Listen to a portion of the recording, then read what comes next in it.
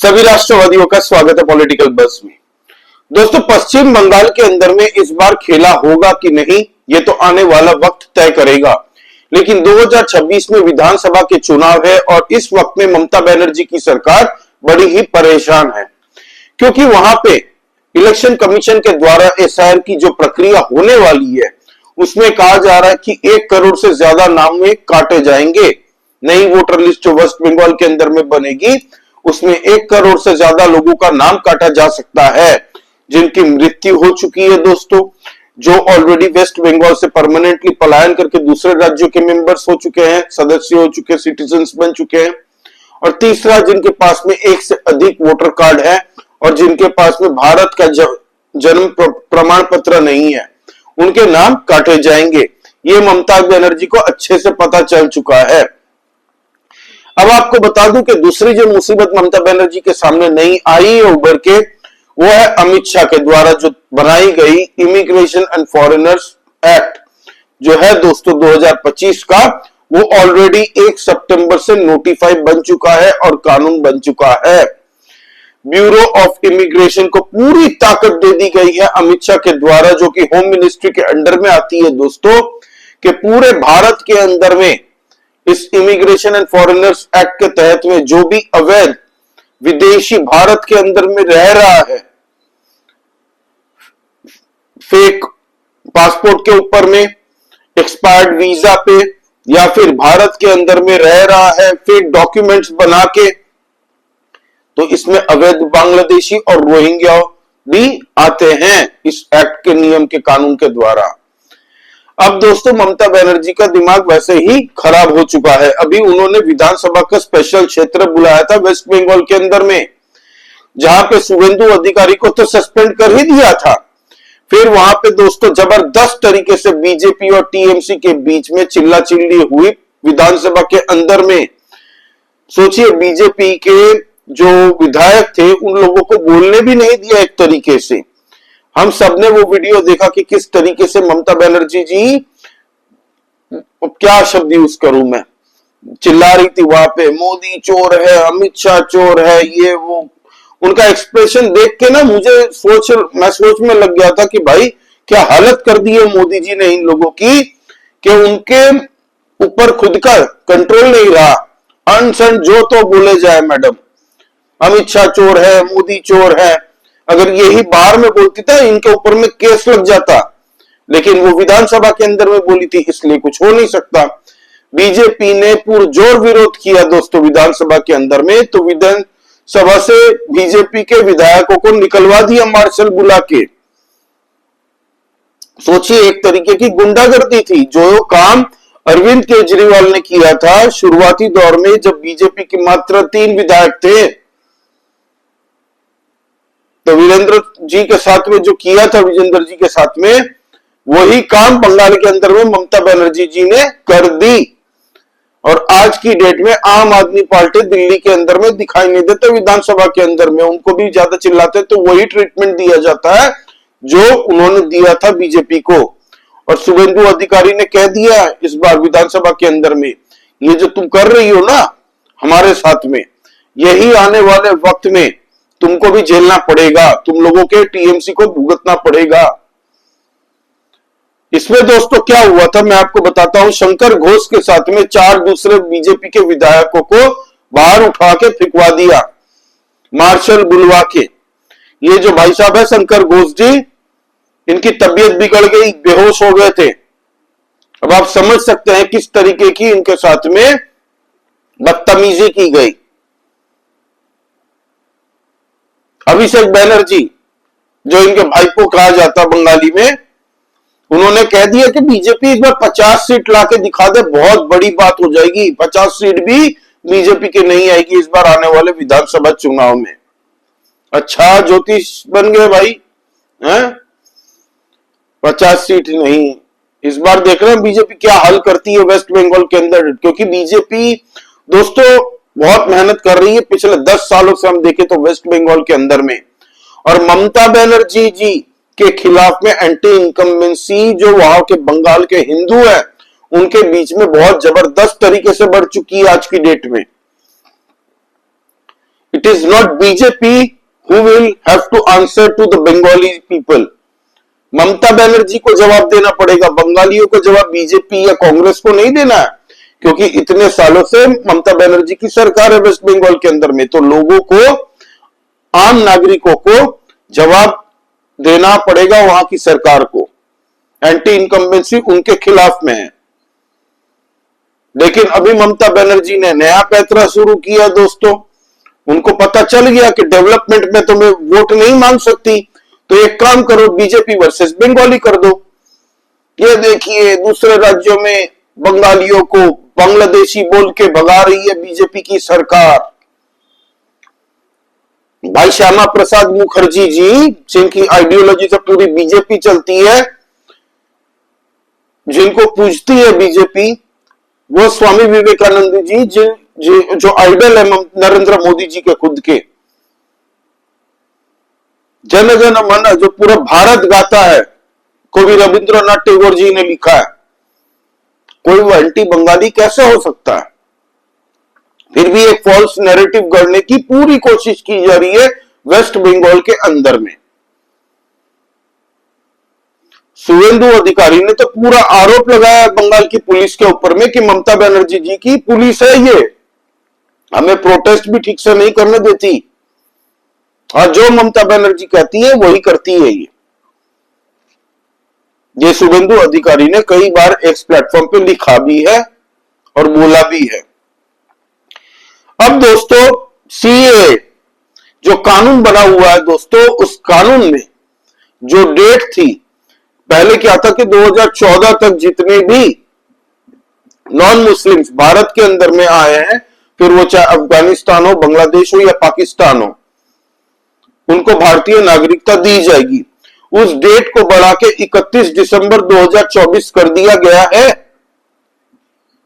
अमित शाह जी के द्वारा।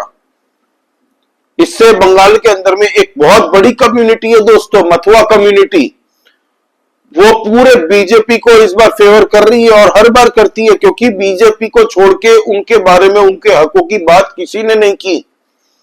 और नरेंद्र मोदी जी बंगाल के अंदर में जब भी चुनाव का प्रचार करने जाए, सबसे पहले मथुआ कम्युनिटी के सामने अपना मत्था टेकते हैं। वो 20% की पॉपुलेशन आबादी कही जाती है मथुआ कम्युनिटी की दोस्तों बंगाल के अंदर में, जिसमें 40 से 45 विधानसभा क्षेत्र पूरी तरह से उनके कंट्रोल में है। और कहा जा रहा है कि इस बार में पश्चिम बंगाल के अंदर में मथुआ कम्युनिटी पूरी तरह से सपोर्ट करने जा रहा है बीजेपी को, क्योंकि नरेंद्र मोदी जी का एक पर्सनल टच है मथुआ लोगों से, और मथुआ कम्युनिटी पूरी तरह से नरेंद्र मोदी जी की बातें सुनती है। इसीलिए हम देख रहे हैं पिछले कुछ सालों से वेस्ट बंगाल के अंदर में बीजेपी की पकड़ मजबूत हो रही है। ये लोग मीडिया वाले जो भी रविश कुमार, ये पुण्य प्रसून वाजपेयी, ये लोग जो भी बोलते हैं वो तो मैं समझता हूं हास्यास्पद है। क्यों?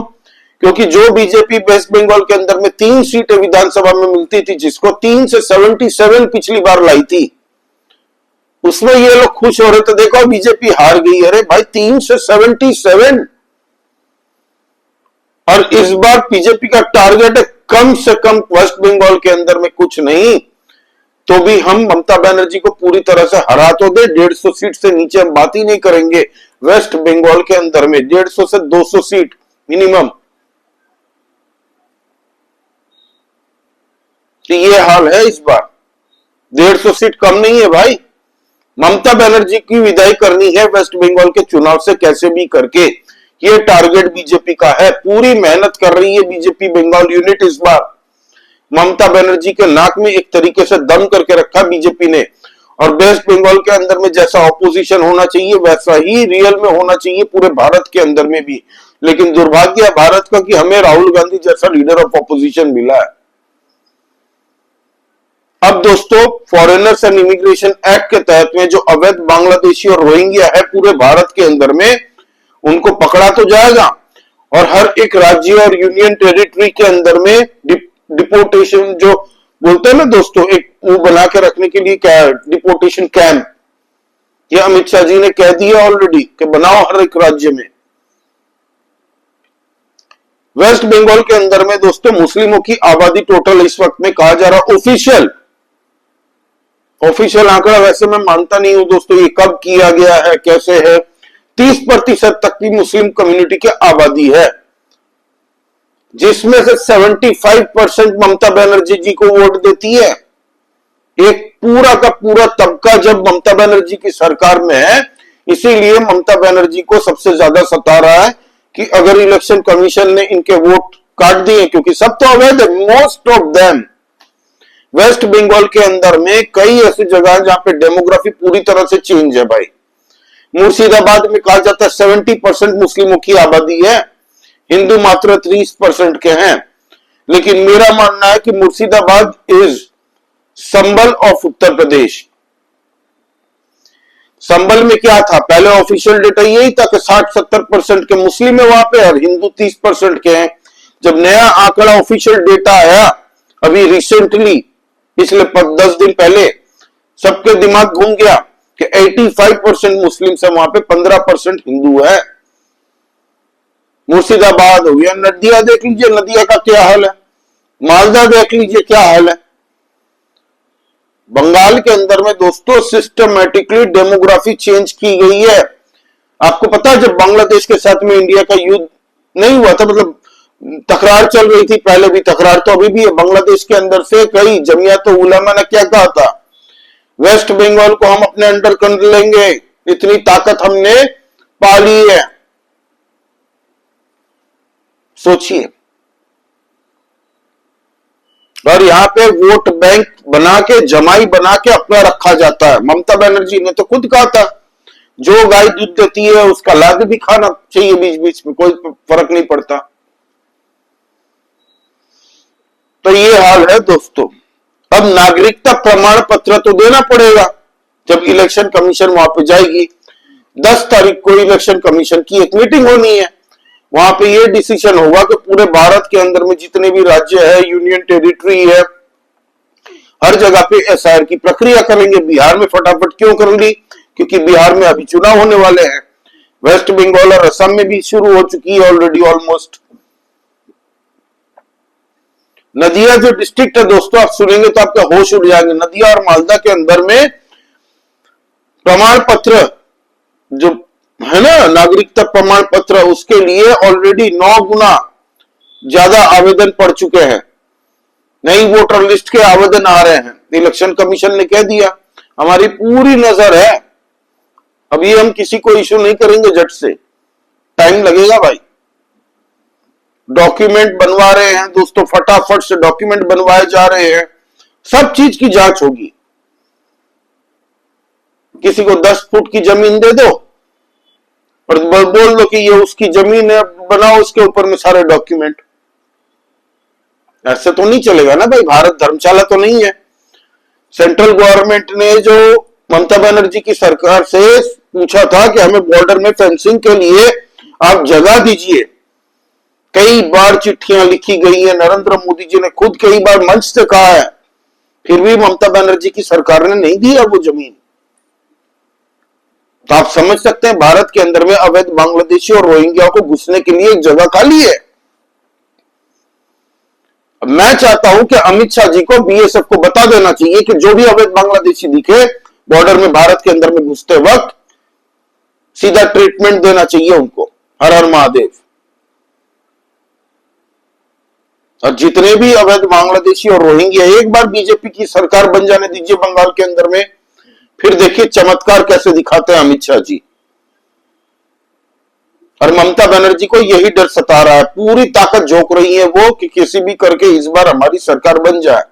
क्योंकि ममता बनर्जी की सरकार इस बार गई बंगाल से, तो आप यकीन मानिए कि मुझे नहीं लगता फिर ममता बनर्जी की सरकार बनेगी या फिर वो राजनीति में रहेंगी। अब मैडम की उम्र भी हो रही है, भगवान उनको स्वस्थ रखे हर वक्त। लेकिन बीजेपी का एक ट्रैक रिकॉर्ड है भाई, जहां बीजेपी घुस जाती है ना, झट से वहां से बीजेपी को नहीं हटा सकते फिर। और ग्राउंड के अंदर में आज बंगाल के अंदर में हिंदुओं के अंदर एंटी टीएमसी सेंटीमेंट बन चुका है।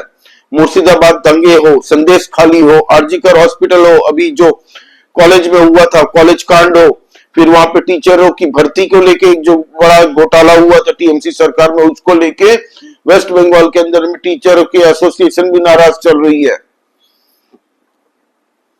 हर चीज को दोस्तों, वक्फ बिल के खिलाफ में जो प्रोटेस्ट ममता बनर्जी जी ने किया था, जिसके बाद मुर्शिदाबाद दंगे हुए थे, वो सब लोग भूले नहीं है। एक पर्टिकुलर अपीसमेंट पॉलिटिक्स की खातिर पूरे बंगाल के दूसरे लोगों को एक तरीके से छोड़ दिया गया। भाई डेवलपमेंट के ऊपर में वोट मांगो ना, इतने साल आपकी सरकार रही बंगाल के अंदर में, बोलो कि मैंने ये काम किया, मैंने वो काम किया, नहीं। बीजेपी एंटी बंगाली है तो वोट मत देना, जो हर राज्य में होता है। बिहार के अंदर बिहार अस्मिता, गुजरात के अंदर में गुजराती अस्मिता, महाराष्ट्र के अंदर मराठी अस्मिता, हरियाणा के अंदर में हरियाणवी अस्मिता, वही बंगाल के अंदर में भी बंगाली अस्मिता की बात उड़ गई। बंगाल फाइल्स जैसी मूवी को बंगाल के अंदर में परमिशन नहीं दी गई। सोचिए, जो कि बंगाल की खुद की बंगाल की स्टोरी है, कहीं मुसलमान आहत न हो जाए जो अवैध बांग्लादेशी और रोहिंग्या घुसे हैं। भाई नाराज हो गए कहीं पे तो हमें वोट नहीं देंगे। जावेद अख्तर गया था वहां पे, जब वहीं के कुछ इमामों ने, मौलानाओं ने प्रोटेस्ट किया जावेद अख्तर के खिलाफ में, वो भगा दिया उसके बाद, बोल के वो जावेद अख्तर बेचारा भटक रहा और शायरी में अपना दर्द बता रहा है लोगों को। तो ये है दोस्तों, इस वक्त में बीजेपी हालांकि अच्छी कंडीशन में है दोस्तों, अभी और मेहनत तो करनी पड़ेगी बीजेपी को अगर ममता का किला गिराना है तो। वेस्ट बंगाल के अंदर में पूरा लास्ट डे तक, लास्ट आखिरी वोट तक जब तक न गिर जाए बंगाल के अंदर में, तब तक बीजेपी को ये लड़ाई लड़नी पड़ेगी। उतनी आसान राह नहीं होगी वेस्ट बंगाल की। लेकिन ममता का मुझे लग रहा है कि भाई इस बार बहुत ज्यादा घबरा चुकी है ममता बनर्जी जी, तो इस बार चांसेस है, इस बार अगर बीजेपी ने हरा दिया तो भाई हरा दिया। तो देखते हैं क्या होता है दोस्तों। अभी तो बहुत टाइम है बंगाल के चुनाव का, अभी बिहार का चुनाव भी है। हम लोग बंगाल को रेगुलरली कवर करते हैं दोस्तों, तो आप प्लीज सब्सक्राइब करिए इस चैनल को, लाइक कीजिए इस वीडियो को, एंड प्लीज कमेंट करके बताइए क्या लगता है इस बार आपको पश्चिम बंगाल के अंदर में क्या हालत बनने जा रहे हैं। क्या बीजेपी टक्कर तो अच्छा दे रही है, लेकिन क्या बीजेपी जीत पाएगी? क्या टीएमसी घबराई हुई लग रही है आपको? जो भी है आप कमेंट करके बताइए। जय श्री राम सभी सनातनी और राष्ट्रवादी भाइयों को जय हिंद, वंदे मातरम।